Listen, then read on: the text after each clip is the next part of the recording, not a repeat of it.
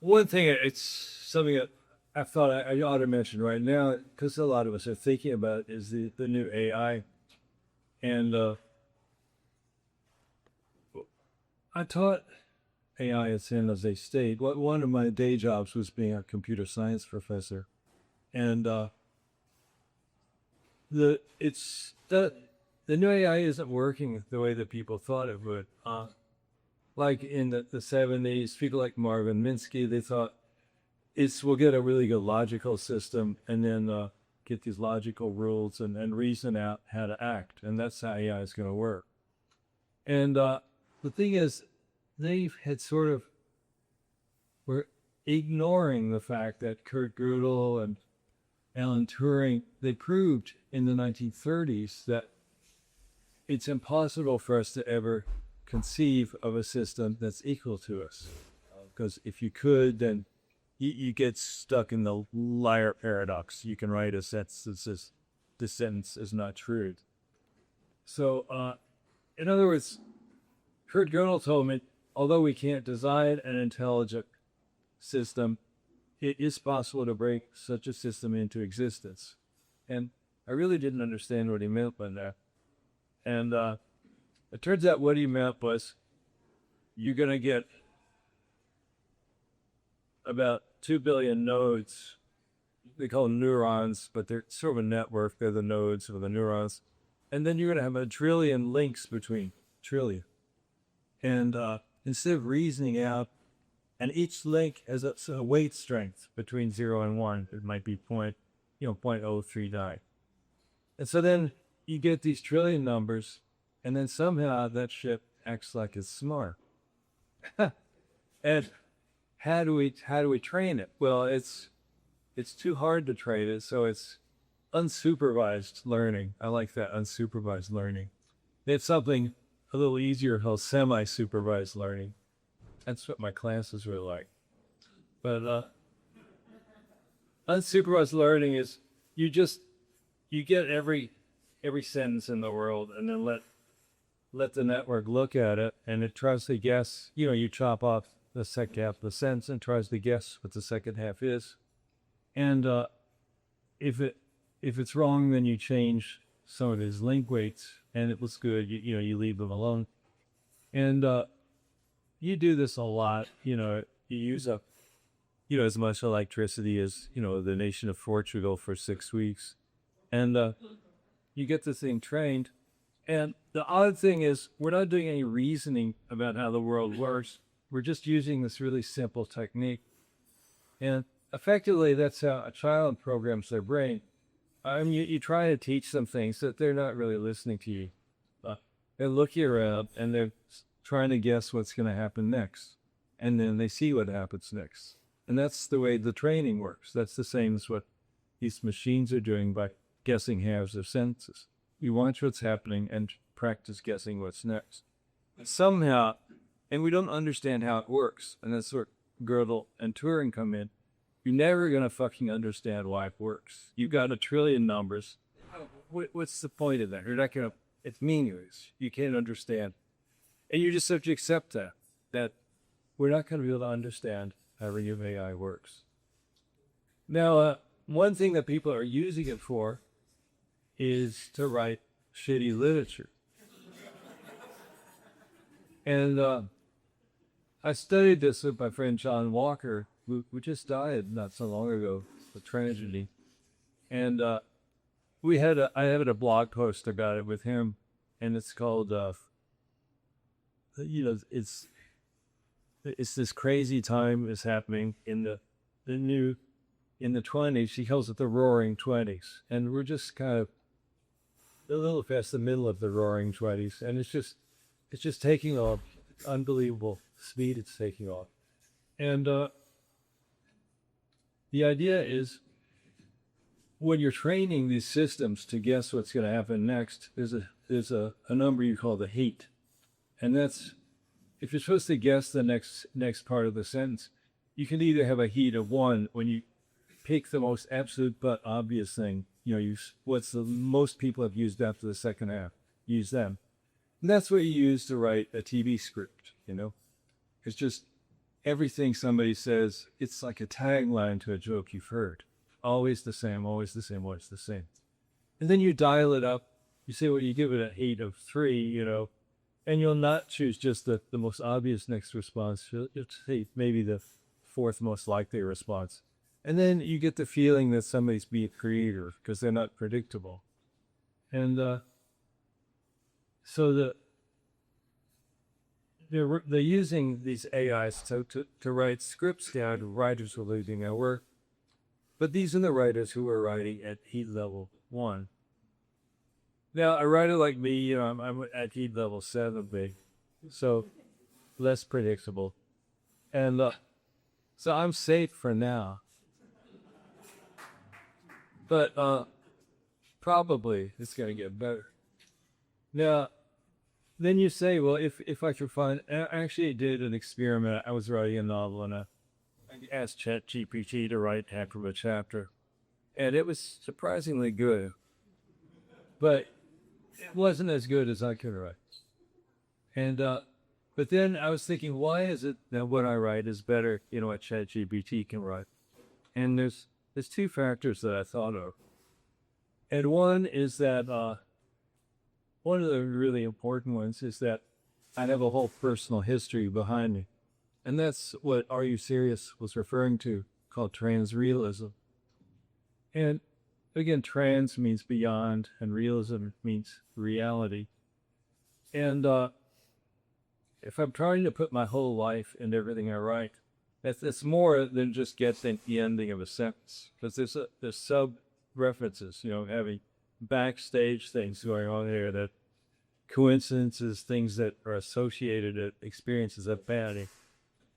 And then you can, however, you can sort of beat that, because there's this one other topic that interests me, and that's artificial immortality. And you see this everywhere. In almost every science fiction movie you see, there's somebody, and they've got a mental copy of them, and it's alive in a cloud, or it's alive in a robot, it's alive in a dog. Now, I was the first science fiction writer to write about that. That was in 1980, and I got the first Philip K. Book Award for that book, and it's called Software. And by the way, I haven't sold pot in a long time.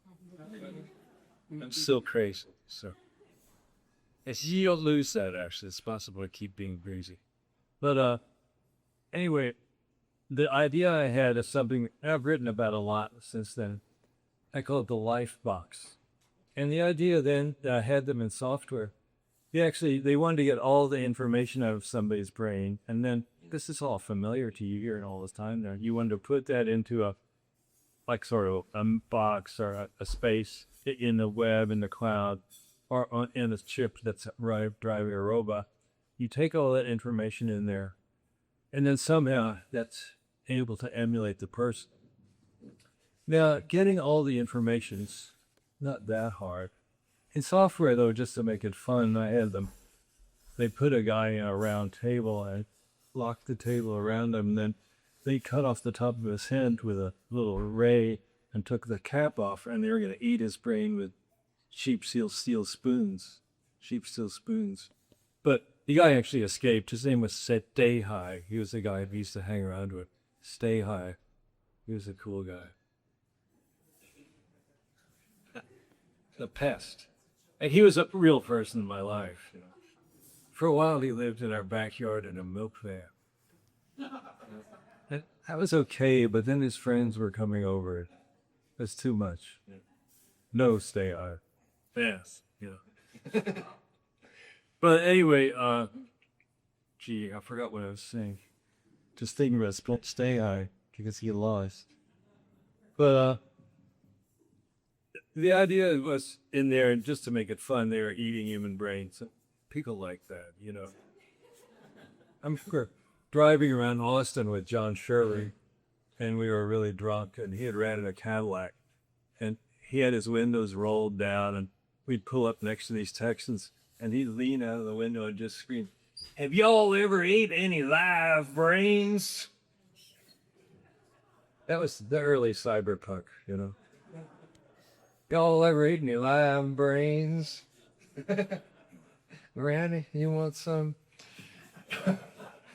But anyway, the idea that I'm getting at here is to have some nice, clean, sober, scientific software immortality.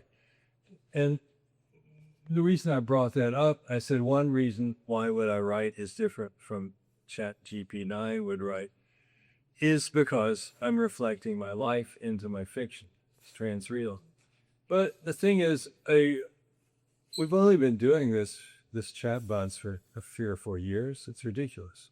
But in another 10 years, of course, it can have a Rudy life box. You know, to imitate Rudy, we'll also have a Rudy life box, have a good bottle of me. And one of my goals has been to be one of the first person to have software immortality. Because I started writing about this. I wrote a thick volume called The Life Box, the Seashell, and the Soul. And stunning work, somehow curiously neglected. Like so much of my work.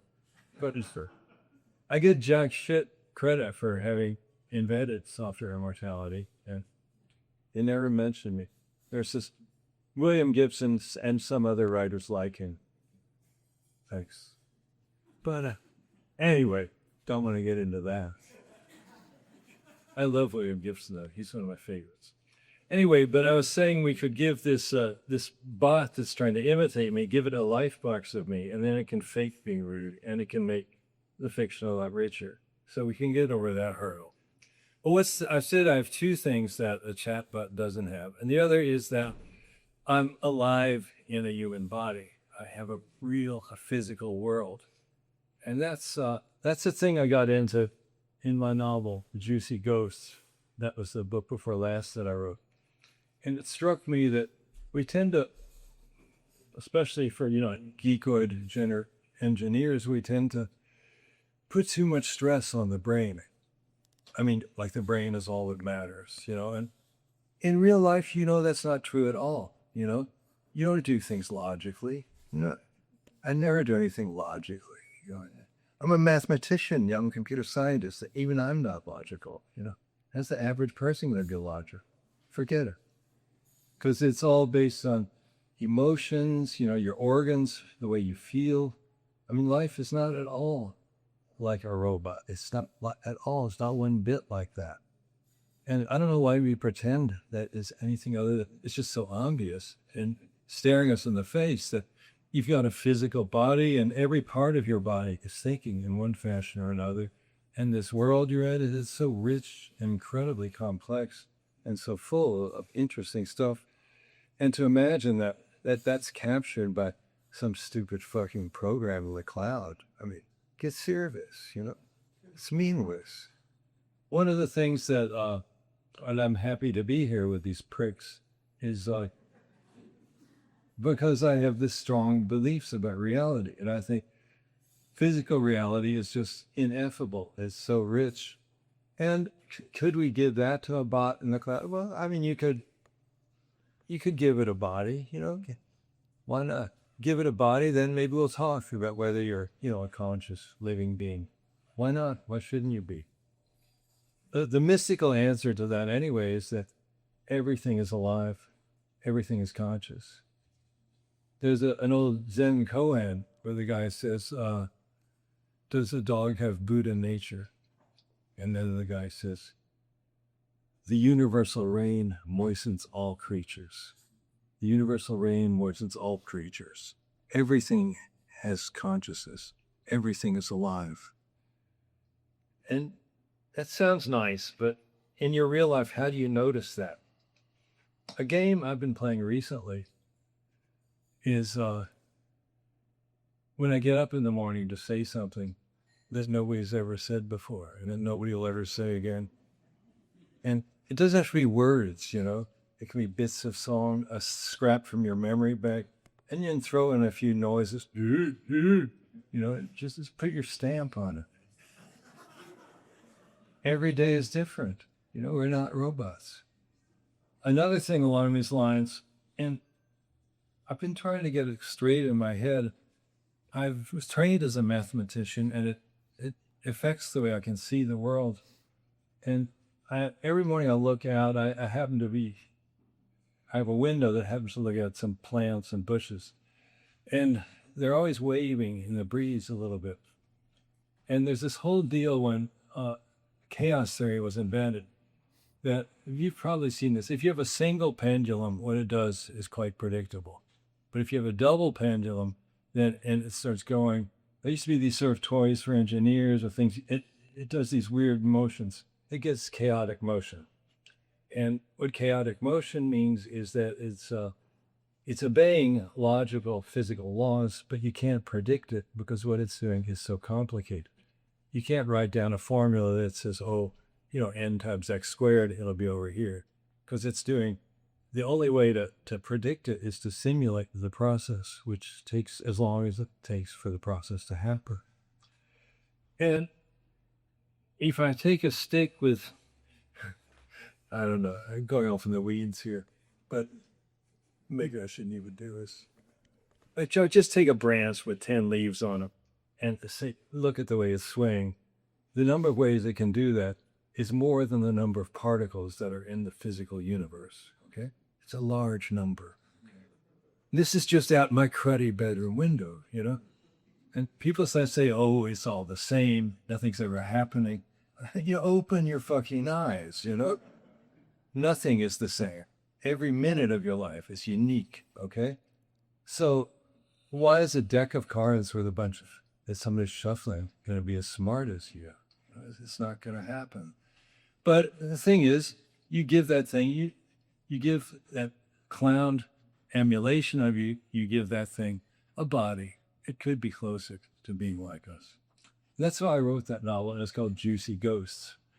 Because you're not just a ghost, that is to say the life box in the cloud. You've got some sort of body attached to it. You've got some juice, some physical juice is where it's at. It's not just your brain, it's the juice of your body that matters. That's the real thing. And it is. Why do you pretend it isn't? We're so stupid. We're so obsessed. This fucking bullshit about computers, Take it from one who knows. Logic is bullshit. It really is. We don't use logic. So, my novel, Juicy Ghosts, is curiously neglected. One reason was because I was finishing it right before the election where Trump got elected. This is a few years back. And it seemed important for me to do something against him. And so part of the action in this book is that some people assassinate somebody who's exactly like Trump. And I had a lot of fun writing that. In fact, they killed him 3 times in the book. First, they stung him to death with giant mosquitoes, and then they had to go find. They had a clone of him, like a body, and so then they went down and blew that up with dynamite, and then they had a life box of him in the cloud. So then they went into the cloud and found it and wiped that out too. And then some tight ass publisher said they were scared to publish this, They published it in Italy. It came out in Italy. One of the top publishers published it there. It's called Liberi Tutti in Italian. That means free all, which is sort of like in hide and seek. If you touch the base, ollie ollie, I'm free. Everybody gets free. So that's Liberi Tutti in Italian. But anyway, that book is, as I've learned to do, it's a bit of my career has turned samizdat. That's the old Russian thing about the self-published. And it's quite easy to publish yourself now. I have a press or imprint called Transreal Books. And I get the money for it by running a Kickstarter. So I might pick up $15,000, which is more than I would get as an advance anyway. And then I can go and, since I'm a computer scientist, I can use all the software to make, completely legit looking book and PDF, send it to Amazon and then to some other distributors. And you can buy the book in print or an ebook. You could go home and buy the ebook of Juicy Ghosts today. Yeah. You could do it now on your phone. And, You will be happy when you read this book. It will change your life. And 3 different ways. But he's not called Trump in the book, so he has some really stupid name. Treadle? Oh yeah, Treadle. Treadle. Something that steps on you, you know? Something boring. Treadle. Ross Treadle. I picked Ross because sometimes there's a name that people confuse your name with and they call you that. And it gets so you don't like that name, you know? So my name's Rudy, and if people call me Ross, I don't like that. Or if your name's Catherine, you don't like to be called Karen, you know. So Ross Treadle. Kill that guy 3 times.